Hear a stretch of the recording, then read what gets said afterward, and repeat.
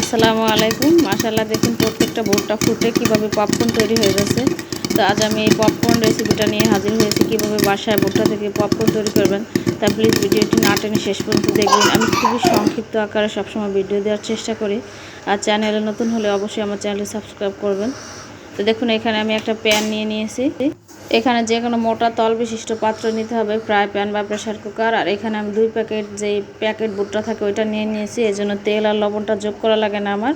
আর আপনারা যদি লুজ যে ভুট্টাগুলো থাকে ওইগুলো নিয়ে নেন, তাহলে প্রথমে ফ্রাই প্যানে 2 টেবিল চামচ তেলের সাথে 1 চা চামচ লবণ দিয়ে ভালো করে গরম করে নেবেন। তারপরে ভুট্টাগুলো ছেড়ে দিয়ে এভাবে 1 মিনিটের মতো নেড়ে চেড়ে নেবেন। দেখুন, আমি 1 মিনিটের মতো এভাবে নেড়ে চেড়ে ভালোভাবে এভাবে মিশিয়ে নিচ্ছি।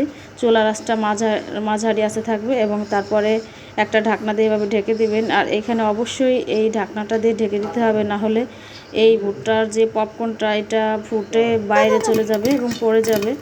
এবং দেখুন যে কী অবস্থা, তো কতটা সুন্দরভাবে পপকর্নগুলো তৈরি হয়ে যাচ্ছে। তো মাশাআল্লাহ, দেখুন প্রত্যেকটা ভুট্টা ফুটে কিভাবে পপকর্ন তৈরি হয়ে যাচ্ছে। তো দেখুন, আমার মেয়ে এটা দেখে খুব আনন্দে কীভাবে হাসছে। আর দেখুন, আমার এই ভুট্টাগুলো ভাজা হয়ে গেছে, পপকর্ন তৈরি হয়ে গেছে। এখন আমি ঢাকনা খুলে আপনাদের দেখাবো। এই যে দেখুন, তো এখন আমি এটা সার্ভ করার জন্য একটা প্লেটে নিয়ে নেব। তো দেখুন মাশাআল্লাহ, একদম কত সুন্দর দোকানে কিনা পপকর্নের মতো হয়েছে। আর আমার মেয়ের দেখুন দর্শ হয়েছে না, ও নিজে নিজে নিয়েই খাচ্ছে। তো আজকের ভিডিও এই পর্যন্ত। সবাই ভালো থাকবেন। আল্লাহ হাফেজ।